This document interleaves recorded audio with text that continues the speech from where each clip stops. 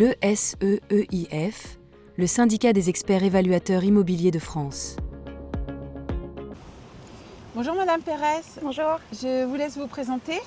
Alors je m'appelle Clara Pérez, je travaille au sein du cabinet IPFEC, qui est un cabinet d'expertise en évaluation immobilière, et ça fait 4 ans et demi que je travaille au sein de ce cabinet, que je suis donc évaluatrice, et je suis depuis peu certifiée REV, qui est une certification européenne internationale en expertise immobilière. Très bien.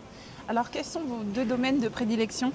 Alors je travaille notamment sur le recul du trait de côte et son impact sur les valeurs immobilières, et donc des estimations, enfin des évaluations de biens situés en littoral, et sur des biens exceptionnels. Ce qu'on appelle des biens exceptionnels, ce sont des biens avec un marché peu dense et un faible volume de vente, donc il faut élargir le spectre pour trouver des comparaisons.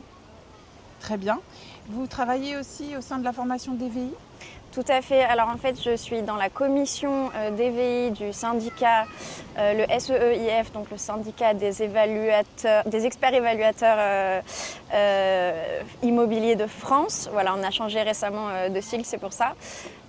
Donc je suis au sein de cette commission. J'assure des formations sur l'outil DVI, qui est un outil qu'on a créé depuis 2014. Alors à l'époque, j'étais pas là, mais sur lequel je suis compétente et je donne des formations.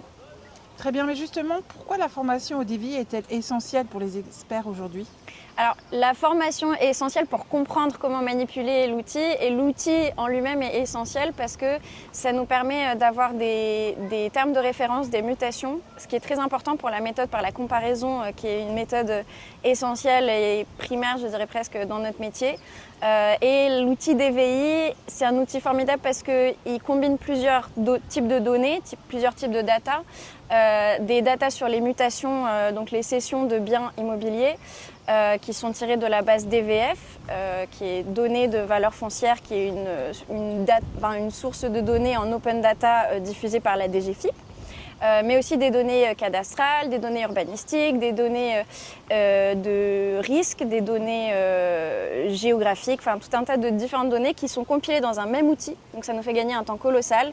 Et les formations DVI permettent aux utilisateurs donc du syndicat de comprendre comment utiliser l'outil de la façon la plus optimale et la plus efficace. C'est pas toujours évident, même si l'outil est fait pour être quand même assez instinctif, il y a quand même des subtilités à avoir. Merci. Alors parlons de votre autre spécialité. En quoi la réglementation trait de côte impacte-t-elle la mission de l'expert en évaluation immobilière ?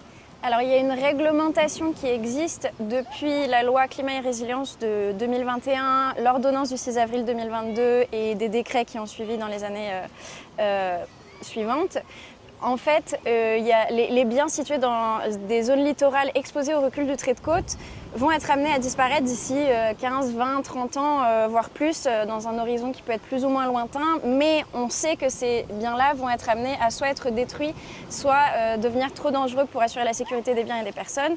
Donc, comment évaluer un bien qui dans 20 ans ne vaudra plus rien parce qu'il sera sous l'eau ? C'est une question qu'on est évidemment amené à se poser en tant qu'expert, et il y a une réglementation notamment en termes de préemption et d'expropriation qui indique aux évaluateurs, dans ce cadre spécifique-là, d'utiliser la méthode par la comparaison